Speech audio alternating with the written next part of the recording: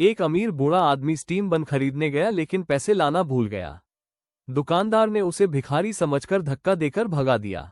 गिरते समय एक दयालु लड़की ने उसे संभाल लिया। दुकानदार को डांटा और बूढ़े आदमी के लिए पैसे दिए।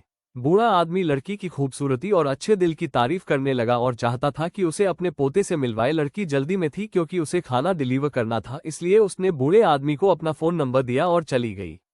कुछ समय बाद बूढ़े आदमी का पोता लग्जरी कारों के साथ वहां पहुंचा। उसे अपने दादा को एंगेजमेंट पार्टी में ले जाना था। बूढ़ा आदमी अपने पोते का हाथ पकड़कर कहने लगा कि पहले उस लड़की को ढूंढना है। उसने बीमार होने का नाटक किया लेकिन पोते को यकीन नहीं हुआ। फिर वो लड़की चिंतित होकर वहां दौड़ी आई। बूढ़ा आदमी मुस्कुराया और कहा कि अब उसे कुछ नहीं हुआ क्योंकि उसने उसे देख लिया है। वो दोनों को मिलाने की कोशिश करने लगा। पोते ने कहा कि दादाजी आपने मेरी राय नहीं पूछी, लेकिन बूढ़ा आदमी अड़ा रहा। लड़की ने कहा कि वो अभी शादी के बारे में नहीं सोच रही है, जिसे बूढ़ा आदमी गलत समझा। उसने कहा कि अगर वो उसके पोते से शादी कर ले तो वो उसे 10 लाख देगा। पोते ने कहा कि उसके दादा को डिमेंशिया है और वो सोचते हैं कि उनका परिवार अमीर है जबकि वो खुद गरीब है।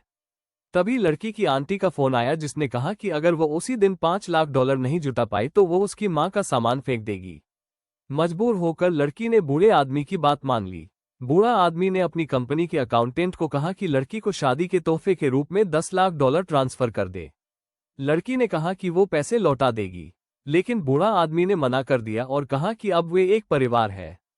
उसने तुरंत शादी का सर्टिफिकेट बनवाने का आदेश दिया। सर्टिफिकेट मिलने के बाद आदमी ने लड़की से कहा कि उसने ये शादी सिर्फ अपने दादा को खुश करने के लिए की है और उसे उससे कोई उम्मीद नहीं रखनी चाहिए। फिर वो मुड़कर चला गया, लेकिन लड़की ने उसे रोका और उधारी का कागज पकड़ा दिया।